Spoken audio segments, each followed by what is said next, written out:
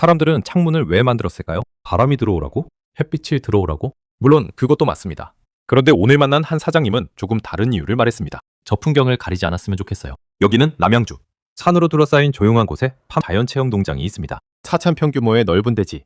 블루베리도 자라고 배도 자라고 아이들은 흙을 만지고 뛰어놀며 자연을 배웁니다. 매일 300명이 넘는 아이들이 다녀가고 예약은 이미 1년 가까이 차 있다고 합니다.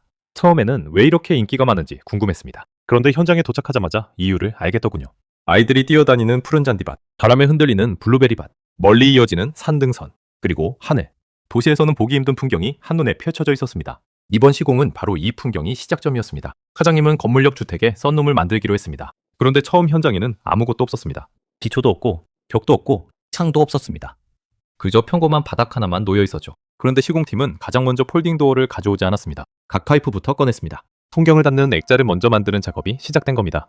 맨바닥 위에 하나하나 각 파이프를 세우고 수평을 맞추고 용접을 하고 뼈대를 만들어갑니다. 멀리서 보면 철구조물 하나 만드는 것처럼 보입니다. 앞으로 수십 년 동안 풍경을 담아낼 무대를 만드는 일이었죠. 시공팀은 작은 오차도 허용하지 않았습니다. 기둥 하나가 틀어지면 나중에 유리가 틀어지고 유리가 틀어지면 풍경도 틀어집니다. 그래서 보이지 않는 뼈대 작업에 가장 많은 시간을 쏟았습니다. 갓파이프 구조물이 완성되고 나서 위쪽 천막 씌우기 작업이 완료된 후에 비로소 글라스 폴딩 도어가 현장에 들어왔습니다.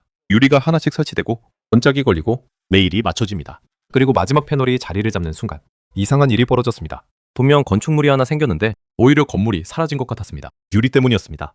사장님이 원했던 것도 바로 이것이었죠. 벽을 만드는 것이 아니라 벽이 없는 것처럼 만드는 것. 일반 창문이었다면 프레임이 시선을 자르고 일반 폴딩 도어였다면 구조가 먼저 보였을 겁니다. 하지만 글라스 폴딩 도어는 달랐습니다. 시선이 멈추지 않았습니다. 잔디밭으로 이어지고 블루베리밭으로 이어지고 산으로 이어지고 하늘로 이어졌습니다. 썬룸 안에 서 있는데도 마치 야외에 서 있는 것 같은 느낌. 그 순간 왜 사장님이 이 방식을 선택했는지 이해가 됐습니다. 사실 사장님은 썬룸을 만든 것이 아니었습니다. 전망대를 만든 것이었습니다. 커피 한 잔 들고 앉아 있으면 아이들이 뛰노는 모습이 보이고 계절이 바뀌는 모습이 보이고 블루베리가 익어가는 모습이 보이고 멀리 산 그림자가 움직이는 모습까지 보입니다. 어떤 사람들은 바다를 보기 위해 비싼 집을 사고 어떤 사람들은 한강뷰 아파트를 꿈꿉니다. 그런데 이곳에서는 푸른 잔디가 그림이 되고 농장이 하나의 정원이 됩니다. 좋은 인테리어는 무언가를 더하는 것이 아니라 이미 있는 아름다움을 방해하지 않는 것일 수도 있다는 생각.